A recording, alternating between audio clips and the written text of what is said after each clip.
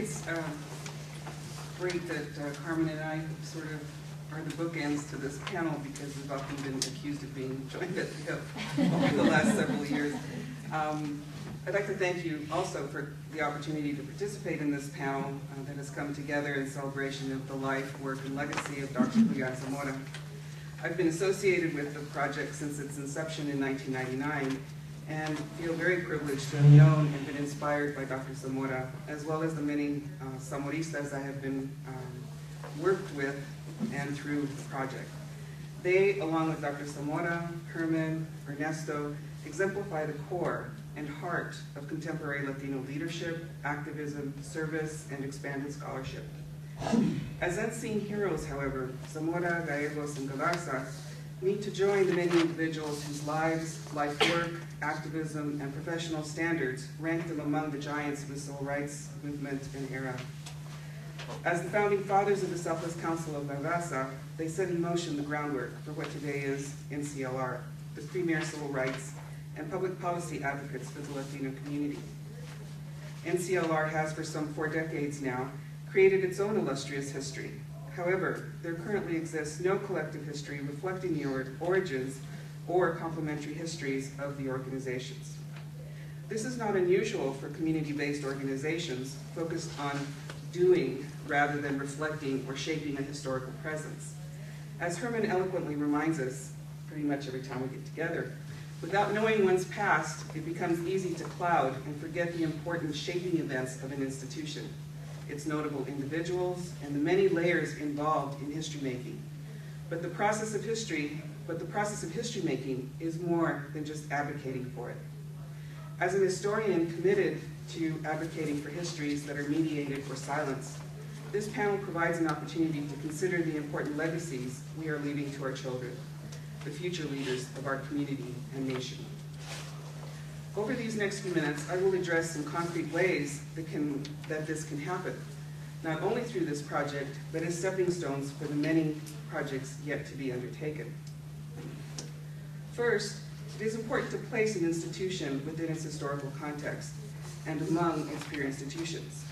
In this case, NCLR shares the stage with other well-respected civil rights and equal opportunity organizations for the Latino community, such as GI Forum, LULAC, and MALDIF, the League of United Latin American Citizens, and the Mexican American Legal Defense Education Fund, to only name a few. Second, historical research, the creation of archives with wide access, as Christian so well demonstrated to us, and oral history projects that develop significant comprehension around the founding, how it expanded, contracted, or adapted to internal and external factors, how it has changed to meet community needs and plan for future challenges, and in the case of NCLR, how it responds to regional and global concerns in its advocacy. Third, establishing a timeline and genealogies for its many layers assists in understanding this interconnection of people, circumstances, and shaping events of the larger historical narrative and context. For example, how does its history and notable leadership compare and contrast with other civil rights organizations operating at the same time?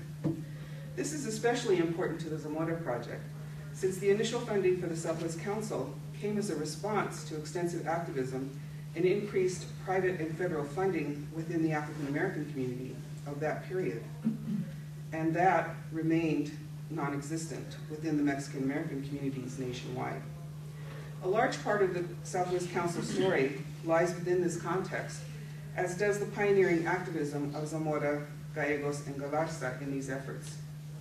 This need for advancing and recovering history remains a paramount concern for any organization, and therefore consideration should be given to the following. 1, many of the founding members at its many levels have passed on or are becoming debilitated and unable to share their personal stories, experiences, and reflections. Not only does this limit the oral history prospects, a large portion of personal archives also become lost, and that could also be very helpful to filling in the historical gaps. 2, many of the early leadership and membership now feel little connection to the organization they knew and still carry in their hearts.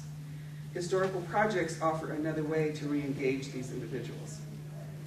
3, worse is that many feel forgotten and that their contributions, especially in the formative and lean years, have become marginalized or forgotten. There is, nevertheless, ample opportunity for any institution or organization to embark on a project of self-discovery and, most important, reflection. As such, using celebratory anniversaries or important milestones as jumping-off points for gathering comprehensive histories becomes highly desirable.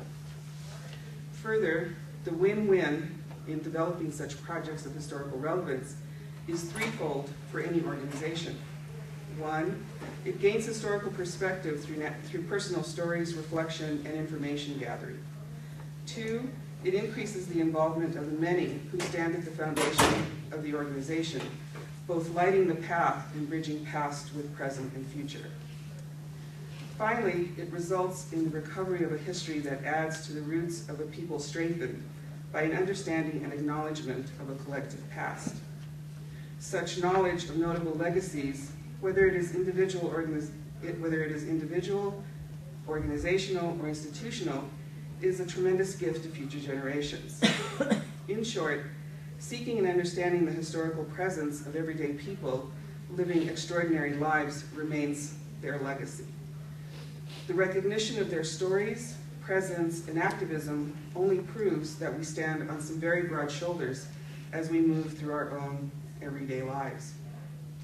One example that I'd like to share with you that comes from the Zamora Project and our relationship to the mentoring process of the Zamoristas is to recognize that our undergraduate student, Cliff Lucero, who's back there, if you wave, everybody knows who you are, is now, has been with the project since 2007 and is now a prestigious McNair Scholar at the University of New Mexico. This, in a way, follows the very logic and presence of Julian Zamora. Thank you very much.